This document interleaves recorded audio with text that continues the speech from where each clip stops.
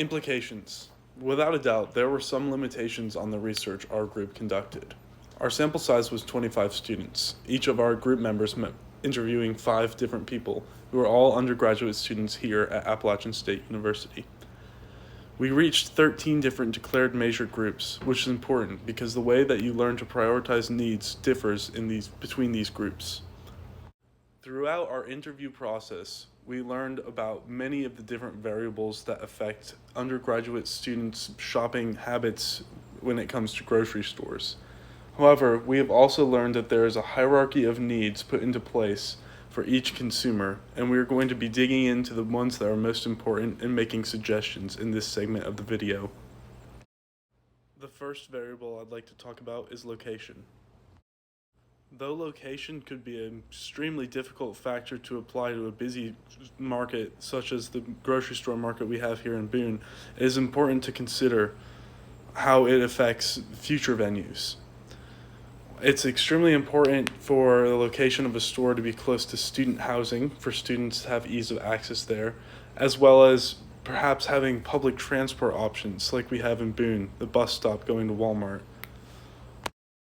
The next aspect of the grocery shopping experience that was important to student consumers was the price point. And price seems to be so important that it overwhelmingly takes over the need for cleanliness and location in a shop. One of the biggest takeaways of our interview process was the amount of people who choose to shop at Walmart just because of the prices. Walmart is an extremely big grocery store chain that is able to provide such low prices because of their purchasing power and the amount of locations they have across the states.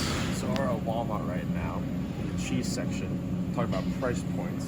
One thing I've found is that the price of great value cheese is always very much cheaper than your name brand competitor. So right now we look right here at 27.8 cents an ounce for sliced mozzarella, great value. If you go to Sargento, just for the same cheese, mozzarella,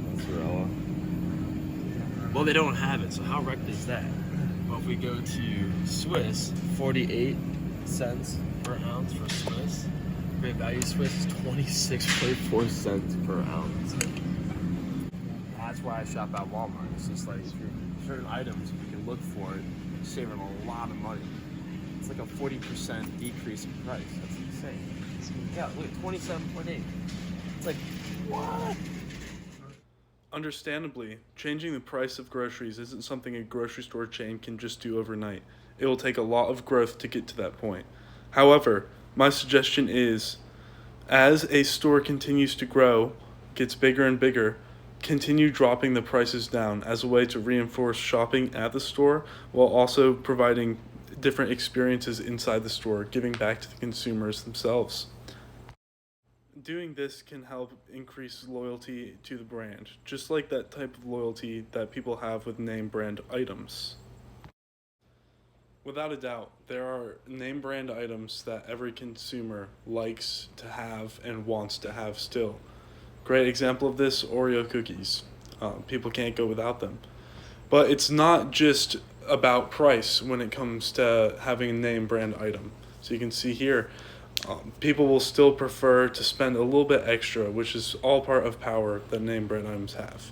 Our suggestion is to use disruption, capture, and interception, and keep and gain customers or turn them on to their new favorite brand, as well as keeping quality control high and everybody you can satisfied.